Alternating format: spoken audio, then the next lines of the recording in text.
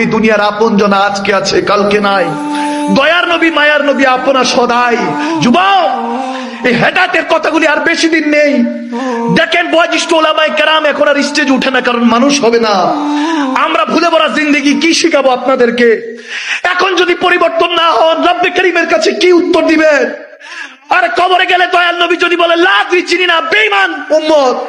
যদি আপনি অন্যের চগলখড়ি, ক্রিটিসাইজ নিয়ে, গীবত নিয়ে, মিথ্যা নিয়ে পড়ে আছেন, মিথ্যা আমাদের পারফিউম হয়ে গিয়েছে, চগলখড়ি আমাদের পোশাক আশাক হয়ে গিয়েছে, আমাদের মধ্যে হেদায়েত কেন জানি উঠে যাচ্ছে। আপনার কি বলছি, এই কথাগুলি আর কতদিন চলবে আমি জানি না। এখনো সময় আছে। তওবাতুন নাসুহা ওয়া তাওবাতুল ক্বাবলাল মাউত। মৃত্যুর আগে তওবা করে ফিরে আসুন। এমন হতে পারে কবরে যেতে দেরি হবে না।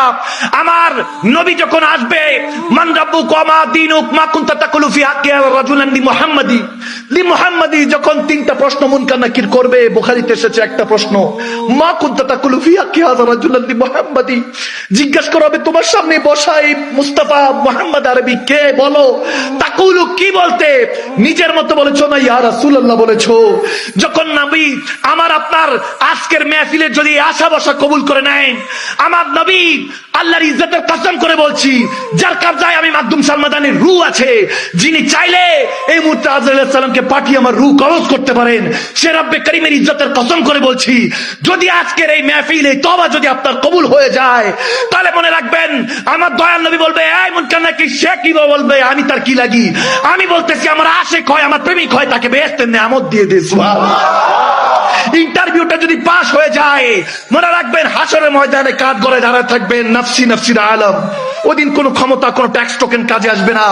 জিজ্ঞেস করবেন রব্বুল আলামিন, যখন আপনাকে জিজ্ঞেস করবেন কি করেছিস, আলাস্তু বিরাব্বিকুম ক্বালু বালা, বলেছিলাম আমার হয়ে থাকতে। আমাকে প্রভু মেনেছিস কিন্তু আমার হয়ে থাকিস নাই। আমার নবীর বিরুদ্ধে যেটি, তুই কখনো দিনকে কায়েম করিস নাই, তোর মুখে কখনো লেহেই আতন দাড়ি দেখি নাই, তোর কখনো পর্দা দেখি নাই।